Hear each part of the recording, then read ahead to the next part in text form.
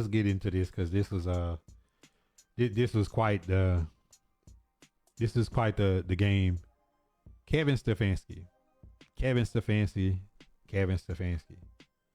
Shedeur Sanders went absolutely nuts in this game. 23 of 42, 364 yards, 3 touchdowns, 1 interception, 2 sacks, 3 carries for 29 yards.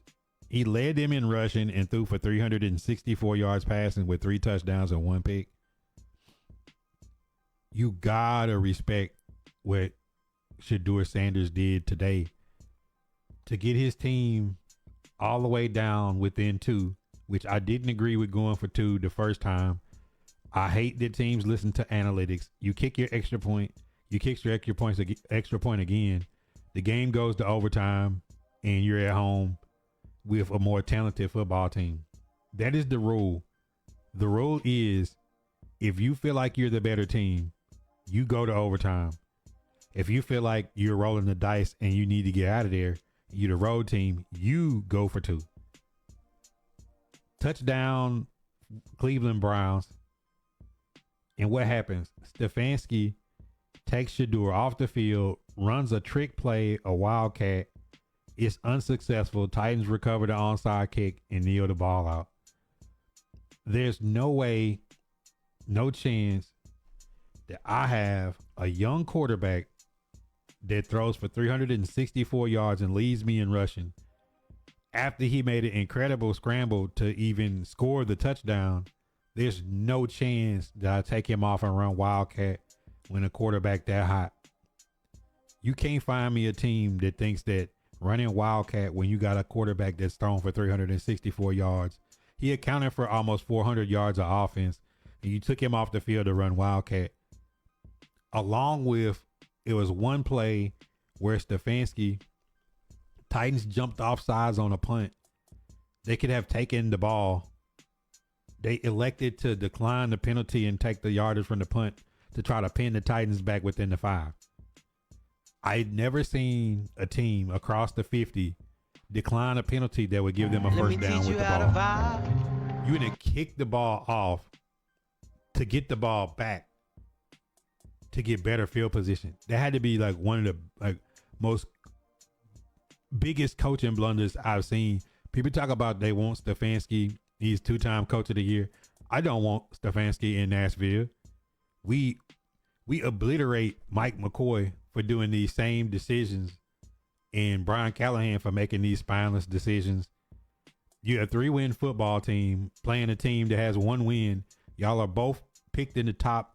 The Titans and the Browns picked 1 and 2 last year. The Browns are going to pick a top 5 again. And they have the Jaguars first round pick this coming year. The fact that he decided to decline that penalty and to run wildcat on the 2-point conversion, it just baffles my mind that we had got a classic game from Shedeur and Cam that came down to a 2-point conversion, and they took Shedeur off the field. If this ain't sabotage, I don't know what is. That's sabotage from Kevin Stefanski, though, because it's ego. You would have to admit that you played the wrong quarterback. You would have to admit that it was dumb to trade Joe Flacco in division to the Bengals. You would have to admit all these things, not giving him reps, swearing that the offense was better with Dylan Gabriel, and that you burned a 3rd round pick, a top 100 pick for nothing. Today would have showed that it's the player, not plays. Sometimes people could claim to be the best coach in the world, and they want to be the person that called some genius wildcat that got them a tie game, rather than saying this quarterback has just made plays for us today. Now, they both made rookie mistakes. Bush tricked Cam into thinking it was man and went zone and dropped in on an interception. Shedeur got baited, throwing back across the middle late, interception to Xavier Woods. Let me teach you But how other to than that, vibe. I mean, these two guys competed. They got out of a lot of pressures and sacks today. And just, I mean, you seen the play where Cam Ward threw off Grant Delpit with one arm and body slammed him just to throw the ball away. I seen Shedeur get out of Jeff Simmons a couple times today. I don't know how he got loose, but was able to get the ball out and get it away. But ultimately, these teams are both struggling franchises right now, and it's obvious why. That when you look at Cam Ward and his number one option today is Van Jefferson, who dropped another big dime from Cam Ward. And you think about Shedeur with Stefanski being spineless in a couple of situations, and his other players not helping him. Critical fumble from the Browns on a check down that really kind of put distance in this game, as well as James Williams with a block punt. So a lot of things happened in this game. I was excited. It was one of the first times that the Tennessee Titans was in a good fourth quarter game. Even if they'd have lost this game, it still would have been a good showing for them to go on the road and have the most rushing yards that they've had since Derrick Henry has been gone, going all the way back to like 2022. So Tony Pollard had a career day, and my, oh my, Crystal Ball's in the chat. For the first time this season, Tennessee Titans have more rushing yards than their opponent, and they won the game on the road. Corey Living in, backup center, no Cushenberry. Dan Moore and J.C. Latham did a good job on Myles Garrett. Peter Skoronski, Kevin Zeitler played well. And the tight ends blocked well. Gunnar Helm had a huge block on Tony Pollard's touchdown run. So you just want to look at that situation and say that the first time the Tennessee Titans coaching staff decided we got a rookie quarterback, instead of him throwing the ball 50 times against Myles Garrett, let's reduce his attempts. Let's run the football and commit to it, even when it's not working. And then you get a day like 35 attempts for 184 yards and 2 touchdowns. And, just even in the passing game, 3 different tight ends had catches. Tajay was involved in the run and the pass today. I think they did a good job of getting the ball out hot and not listening to Shabbat Buddha and not having Cam Ward drop back 40, 50 times versus Myles Garrett. It would have been bad. Let me teach you how to vibe. The O-line played good today. But then I think about like some of the like Cam missed Chim DK on a deep ball that would have been a touchdown, and Van Jefferson dropped that fade route that would have been a touchdown. So you think about the one that Cam missed and the one that Van dropped, that would have been a huge spike in Cam's passing overall yards. But 2 touchdowns passing today. Let me teach you how to vibe. Was impressed by the way he managed the huddle, getting in and out of protections, getting the ball out, not taking sacks. I was surprised Cam Ward went a day where he didn't have any of those weird like muffin shotgun snaps, or with a backup center on the road, you got to worry about like bad snaps and like his footwork and handling and just overall management of the offense. Even when they ran the orbit motion and RPOs, the handoffs was clean. The RPO fakes on the runs. A few times when plays were blown up where he just got the ball out and didn't take sacks. I thought he did a great job managing the game on the road. So big win for the Tennessee Titans. And if y'all, get a chance, go check out my YouTube video of what I think about the 2-year, how they should rebuild the team, the 2-year rebuild. And if you watch today, I know I'm very critical of the cornerbacks, but having Kevin Winston Jr., our free safety, that's a dog. He made some good plays in this game. Played nickel back corner and taking our starting nickel, that's a rookie, Marcus Harris, and playing him outside and putting Xavier Woods back at free safety with Baker Jr., like being so thin at cornerback, playing guys out of position.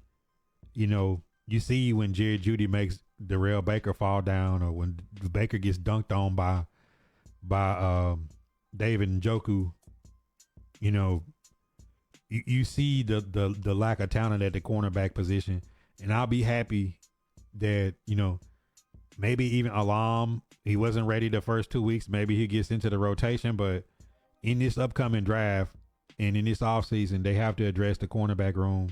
Last year they spent $120 million on corners, and Cheeto and Snead is not around, and you know, Jarvis is gone, Rogers gone, but being so thin at that position, you know, lining up, backup, you know, special teams, practice squad level cornerbacks on Nico Collins, on Jerry Jeudy, on Jackson Smith and Jigba, week in, week out. You've kind of seen how it's ended up with guys falling on the ground and not even being in position to make a play. It's a tough situation, but that's definitely a position that they got to upgrade talent, because I love to put Marcus Harris back at the nickel. He's the one that forced the fumble on the check down. Marcus Harris, I think, is a really good player, and Kevin Winston playing free safety that would allow two bigger physical corners to play outside. I think the Titans defense will only grow, especially getting Femi back next year and taking one of the top edges in the draft. Let me teach you how to vibe. Is that Shedeur balled out? If they leave Sanders in on the 2-point, yeah, that's why I said Stefanski. I felt like he sabotaged. You know, you got a quarterback that's accounted for almost 400 yards of total offense that just scored and took you down. To not give him a chance at that 2-point conversion just don't make sense. Is it what I think about Shedeur? What I always thought about Shedeur. I mean, I've been on record saying last year, I said if the Titans brass felt like Cam Ward is the number one pick, I'm cool with the number one pick. If they didn't like Cam like that, I was cool with them trading back and going after Shedeur or maybe Jackson Dart or Jalen Milroe or even Will Howard. I like Will Howard too. But what wound up happening, they fell in love with Cam Ward. If you haven't got a chance to check out his documentary on Tubi, it's free. It's really good. And you see the toughness and just the leadership that Cam Ward and the humility that he got. Because what I like about Cam Ward and Shedeur, they never let the media get in between and make them versus each other. You know, they did the jersey swap. They had the same QB trainer. They trained together. They homies, and it was good to see them both ball out today. So, you know, Shot by Buddha would have been just as happy if we would have had Shedeur Sanders at quarterback this year. But, you know, I'm happy that they took Cam Ward. I think Cam Ward was the right choice for Nashville, for the Titans, because like they needed a guy that's gonna hold people accountable and be part of this rebuild, because they both are not in good situations. Like, I don't see Stefanski coming back next year. I think the Browns is gonna make some changes and try to build around him, which they've already wasted a pick in Dylan Gabriel up to this point. And I thought they had a really good draft. If you go back me on record on draft grades, I gave them a really good grade because they got their draft pick this year, which will be high, and the Jaguars draft pick. So they'll have 2 firsts in this upcoming draft. And obviously they got the best defensive player in football in Myles Garrett. And then with the Titans,